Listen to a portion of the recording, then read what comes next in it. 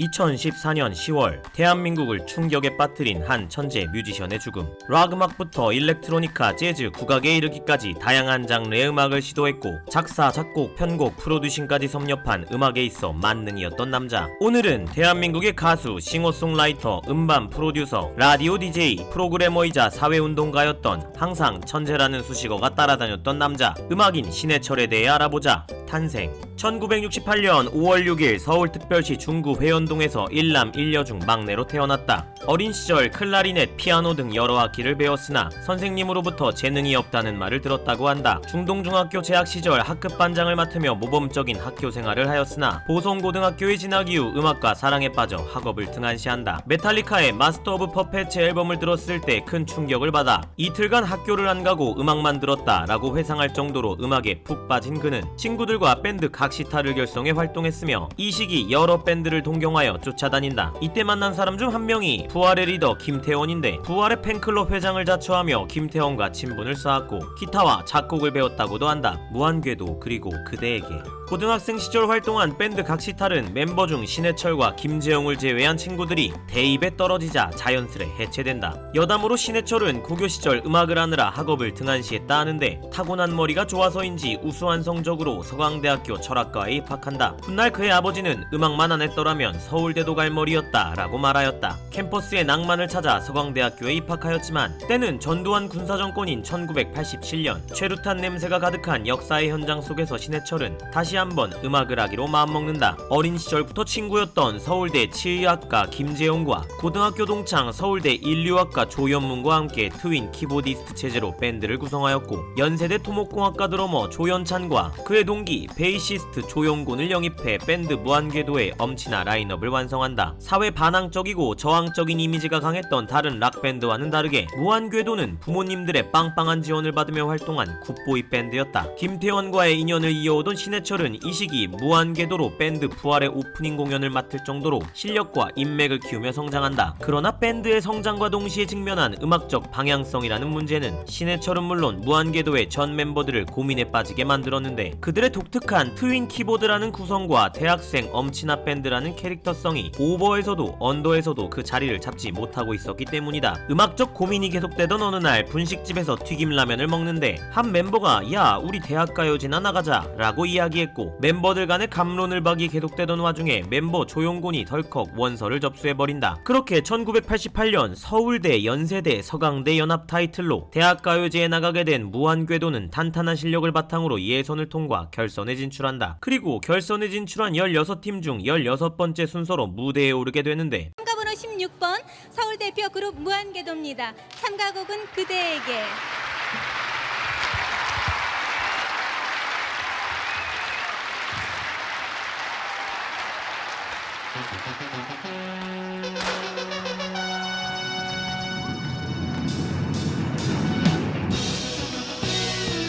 전솔로길이 회자될 인트로가 잠실 체조 경기장을 가득 메우며 신해철의 명곡 그대에게가 전국에 방영되었고 그렇게 그들은 압도적인 성적으로 대상의 영광을 차지한다. 그대에게는 신해철이 집에서 멜로디언으로 작곡한 곡이라고 하며 아들이 음악하는 걸 못마땅해 하던 아버지에게 혼날까봐 방구석에서 이불을 뒤집어 쓰고 만들었다고 한다. 가수 신해철. 무한궤도와 함께 대학가요제의 스타로 발돋움한 신해철에게 여러 소속사에서 러브콜이 쏟아졌으나 신해철의 스타성을 눈여겨본 대부분의 소속사는 그에게 솔로 가수로서의 데뷔를 추천할 뿐이었다. 이에 대한 신해철의 답은 아니요 전 밴드 할 건데요 였고 그렇게 입장차를 좁히지 못하며 소속사를 찾아 헤매이던 신해철은 대학가요제 심사위원이었던 조용필의 소개로 드디어 소속사와 계약을 맺는다. 이 시기 키보디스트 정석원을 영입하여 3인 키보드 구성으로 1집 앨범 우리 앞에 생이 끝나갈 때를 발표한다. 앨범은 크게 성공하였으나 전문 음악인을 꿈꾸던 신해철과 달리 다른 멤버들은 음악을 주업이 아닌 학창시절의 추억으로 생각했고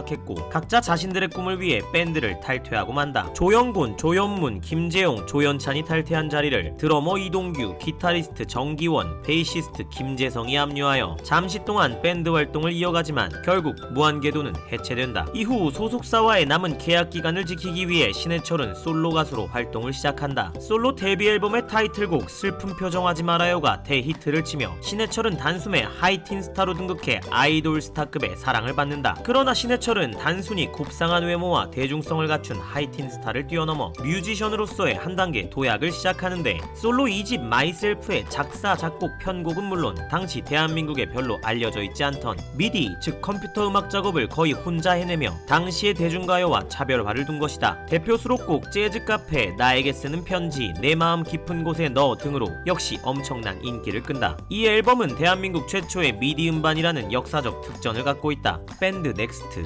뮤지션으로서의 싹을 틔운 솔로 가수 신해철은 두 번째 솔로 앨범 활동 이후 무한궤도 해체 직전의 멤버였던 드러머 이동규와 2집 투어 공연 당시 세션으로 참여했던 기타리스트 정기송과 함께 1991년 넥스트라는 락밴드를 결성한다. 1집 앨범 홈에서 테크노와 락 장르를 결합한 독특한 음악을 선보였고, 특히 인형의 기사 파트 2, 도시인 등이 크게 히트한다. 그러나 1992년 11월 신해철의 방위병 입대와 1993년 1월 대마초 흡연으로 인해 감옥 신세를 지며 밴드 넥스트는 암흑기를 갖는다. 특히나 1988년 무한궤도 활동 당시 대마 흡연으로 이미 한 차례 구속된 적이 있던 신해철은 다시 한번 대마초 사건과 연루되어 팬들에게 큰 실망을 안긴다. 1994년 신해철은 넥스트 컴백 앨범으로 더 리턴 오브 넥스트 파트 1 더 빙을 발표한다. 이 앨범의 수록곡 중 하나가 철학적인 가사로 유명한 나라라 병아리이다. 앨범 활동 도중 기타리스트 김세환과 베이시스트 김영석이 영입되고 기존 멤버들과 교체가 이루어지며 신해철, 김세환, 김영석, 이수용의 라인업을 형성한다. 1995년에 3집 더 리턴 오브 넥스트 파트 2 월드를 발표하였고, 1997년에 4집 라젠카 어 스페이스 락 오페라를 발표하며 왕성하게 활동을 이어간다. 특히 4집 대표곡 라젠카 세이브 어스는 당시 MBC에서 방영되었던 만화영화 영혼기병 라젠카의 OST였으며 오케스트라 음악과 락 음악의 접목을 시도한 엄청나게 도전적인 곡이었고, 남자들에게는 엄청난 고음으로 유명한 곡이며 2016년 복면가왕에서 하현우가 불러 화제가 되었던 전설의 그 곡이다. 그리고 4집 발표 기자회견에서 신해철은 돌연 이 4집이 넥스트의 마지막 정규 앨범임을 발표하며 갑작스레 밴드 해체 선언을 한다. 일본 진출 제의 수용 여부로 인해 멤버들 간의 의견 차이가 발생하였고, 이에 신해철은 멤버 교체를 통한 넥스트의 일본 진출보다 멤버들에 대한 예우를 위해 밴드 해체를 결정했다고 한다. 넥스트 해체 이후 신해철은 영국으로 음악과 프로듀싱을 공부하기 위해 유학을 떠난다. 비트켄슈타인 그리고 다시 한번 넥스트. 영국으로 유학을 떠나 프로듀싱 공부를 하며 신해철은 솔로 음악 활동을 계속하였는데, 당시 발표한 여러 곡 중 하나가 바로 민물장어의 꿈이다. 신해철은 민물장어의 꿈에 대해 이 노래의 가사가 자신의 묘비명이 되었으면 좋겠다 하고 얘기한 적이 있을 정도로 애착이 큰 곡이라고 말하였다. 영국 유학을 마치고 미국으로 유학을 떠나 영화 세기말의 OST를 제작하였고, 2000년에는 유학 시절 만난 데빈 리, 빈크와 함께 비트켄슈타인이라는 밴드를 결성하는 등 다양하고 실험적인 음악 활동을 이어간다. 그리고 2003년 신해철은 비트켄슈타인의 멤버였던 기타리스트 데빈과 새로운 멤버인 베이시스트 원상욱, 닥터코어 911의 소속 멤버인 드러머 이용준, 키보드와 기타를 같이 연주하는 뮤지션 김동혁을 영입하여 넥스트를 재결성하고, 이듬해인 2004년 5집 더 리턴 오브 넥스트 파트 3 개한민국을 발매하였다. 정치, 종교, 이라크 전쟁, 파병 반대, 세대 갈등, 노숙자, 성매매 등등 당시 대한민국의 사회 전반적인 문제에 대한 노골적인 비판으로 이루어진 수록곡들로 인해 절반 이상의 곡이 방송사 심의를 통과하지 못한 앨범으로도 유명하다. 2006년에는 초기 멤버였던 김세왕, 김영석, 이수용이 넥스트에 복귀하며 또 한 번 멤버 교체를 이루었고, 키보디스트 지연수를 추가로 영입하며 6인조 밴드 라인업을 구성했다. 그리고 2월 말 5.5집 더 세컨드 팬 서비스 리게임을 발매하며 예전 넥스트의 전성기 모습을 다시 한번 보여주었고, 특히나 윤도현, 채연, 먼데이 키즈 등이 참여하여 대중적인 앨범으로의 면모를 강조했다. 새로 결성한 넥스트로 왕성한 활동을 보이던 신해철은 6집의 발매 이후 여러가지 이유로 잠시 넥스트 활동에 공백기를 갖는다. 그리고 2014년 가을 기존의 넥스트와는 또 다른 시스템의 오케스트라 형식의 넥스트 유나이티드 결성 계획을 발표하며 음악에 대해 다시 한번 열의를 불태운다. 그러나 그해 10월 27일 신해철은 불의의 사고로 그만 세상을 떠나게 된다. 의료사고. 신해철은 장협착 합병증으로 10월 17일 서울 스카이병원에서 수술을 받는다. 그리고 얼마 후 혼수 상태에 빠져 사망하고 만다. 쓰러지기 전 그의 마지막 말은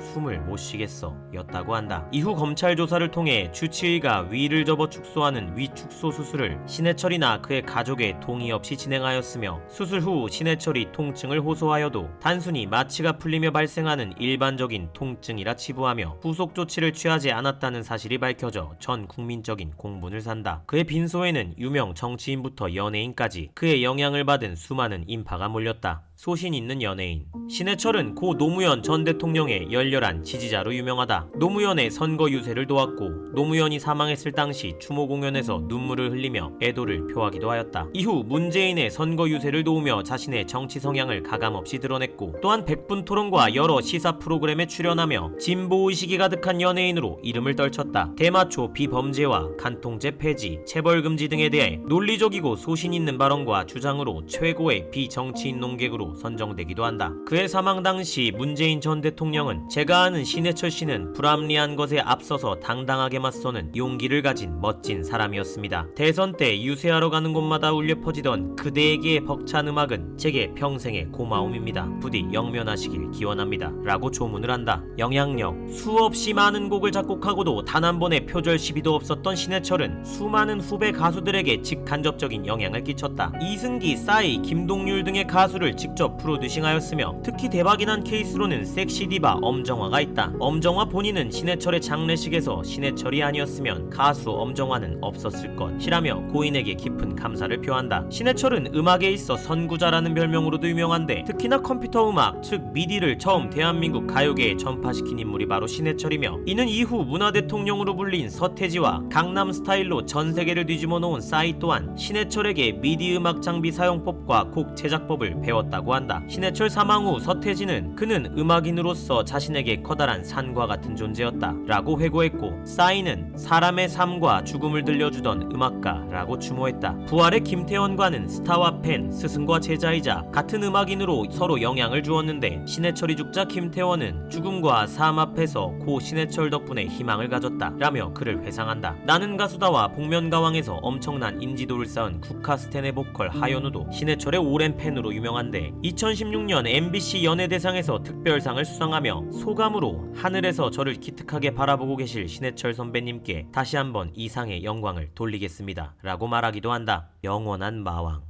46년 길지 않은 인생 동안 그가 가졌던 별명은 수없이 많지만 단연 팬들에게 있어 가장 유명한 별명은 바로 마왕이다. 신해철이 진행했던 라디오 프로그램 고스트 스테이션의 팬들이 욕설과 반말을 서슴지 않으며 소신있게 청취자들에게 쾌감을 선사한 그의 카리스마에 반해 붙여준 별명 마왕. 우리 곁에 영원할 것이라 믿어 의심치 않았던 마왕이 세상을 떠난 지도 벌써 수년이 흘렀다. 마왕 신해철의 죽음을 추모하며 만들어진 성남시의 신해철 거리. 이 거리의 여러 조문글 중 하나를 소개하며 이만 영상을 마친다.